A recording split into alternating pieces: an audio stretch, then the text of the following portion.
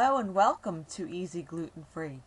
Today I'll be showing our friends at favediets.com how to lighten up a classic carbonara recipe. Now most dieters might run from the original version since it typically uses a ton of pasta and pancetta, and that's before pouring on the heavy cream and cheese. Now in this version we'll be keeping it light by adding some sautéed onions and a handful of peas to increase the volume on our plates without increasing our waistlines. And the best part is, this entire dish can be prepared in less than 20 minutes. Now today I'll be making this for one, so we'll need 2.5 ounces of spaghetti.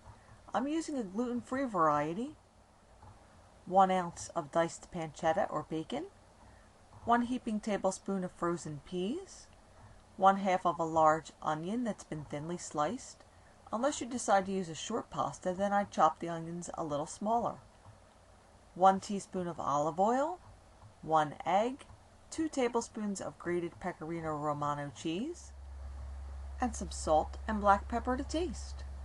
Now the pepper should be coarsely ground, so if you don't have a pepper grinder or your grinder isn't coarse enough, just add a few peppercorns to a sandwich bag and crush them with a mallet or the bottom of a pot. Alright, now bring a pot of salted water to a boil while you prep the other ingredients. In a small bowl, beat together the egg, cheese, and pepper until thoroughly blended and set aside. When the water comes to a boil, add the pasta and stir, then immediately begin the sauce. In a large non-stick skillet over a medium heat, add the onions and pancetta with about a teaspoon of olive oil and saute until the pancetta starts to get crispy and the onions begin to get transparent. This should take about 8 minutes. By now, the pasta should be done. Drain it while reserving the pasta cooking water. I used a large fork to accomplish the task.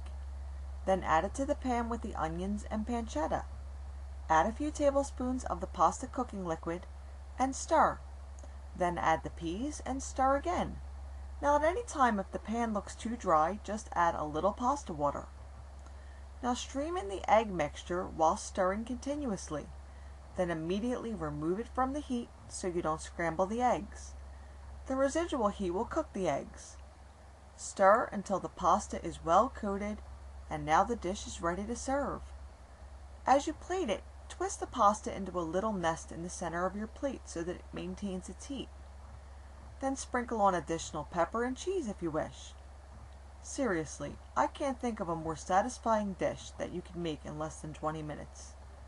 Now the amounts I gave you today are for one serving, but it's just as easy to make this for 6 as it is for 1.